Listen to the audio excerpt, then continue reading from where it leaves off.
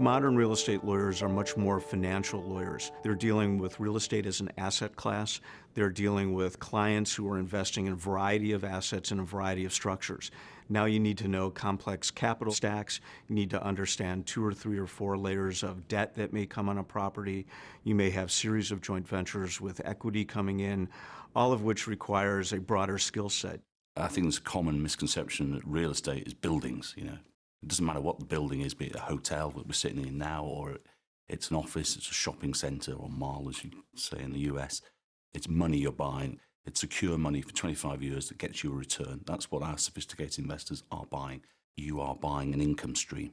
That's what property is. It's an income stream.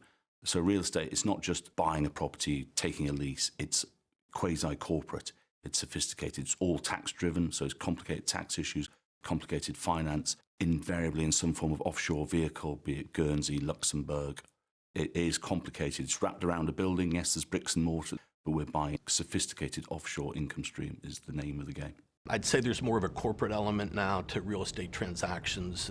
There's a lot of public companies that own real estate. A lot of capital is being raised through public companies to invest in the real estate space. It's becoming a lot more sophisticated. Jones Day, I believe, is able to help their clients not only because we can bring as many lawyers to bear as we need in terms of getting a vast amount of information processed in a short period of time on a due diligence project, but also in being able to identify the market terms, identify the issues, advise the clients as to where they stand in that continuum, and get to an agreement quickly and have the client in control of the asset that it's trying to get. We work across borders. Many of our funds are directed towards U.S. investors or European investors, but they may be investing in Japan or in Asia or in Italy or in the U.S.